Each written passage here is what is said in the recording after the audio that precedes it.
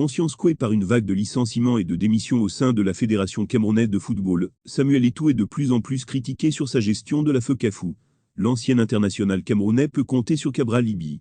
Invité dans l'émission Face à l'actu sur STV, le député du PCRN a déclaré que Samuel Eto'o fait un bon boulot. Depuis que Samuel Eto'o est là, je crois qu'il est incontestable qu'il travaille à redresser le football camerounais. La décision qu'il a prise, pour assurer la rémunération des footballeurs, c'est quelque chose qu'il faut applaudir, a-t-il indiqué. Plusieurs casseroles n'est plus un secret. Samuel Eto'o a un problème, avec plusieurs de ses collaborateurs. Une bonne partie des différends au sein de la Fédération camerounaise de football se règlent désormais sur les réseaux sociaux, avec un arrière-goût d'humiliation pour tous ceux qui tentent de s'opposer au nouveau patron de la FECAFOOT. Le général Pierre Semang a fait les frais en voulant se séparer de son secrétaire général. Samuel Eto'o l'a rétabli dans ses fonctions. Le goût de l'humiliation. Samuel Eto'o aurait décidé d'humilier tous ceux qui ont des avis divergents à la FECAFOOT. Selon plusieurs spécialistes, le président de la fédération pouvait éviter une bonne partie des conflits qu'il a avec ses collaborateurs s'il prenait le temps de discuter avec ces derniers. Même si Samuel Eto'o n'était pas content du licenciement du secrétaire général du Conseil transitoire du football professionnel, il aurait pu convoquer le général Semang à son bureau et lui exprimer sa désapprobation.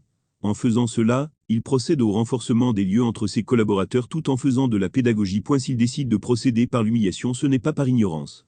Le président de la fédération sait se faire tout petit quand il est dos au mur.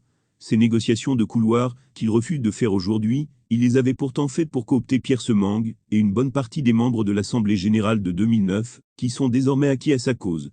L'ancien capitaine des Lions indomptables était prêt à se mettre à genoux pour avoir ces personnalités à ses côtés. Samuel Eto'o pense à tort qu'on ne négocie pas qu'on a raison.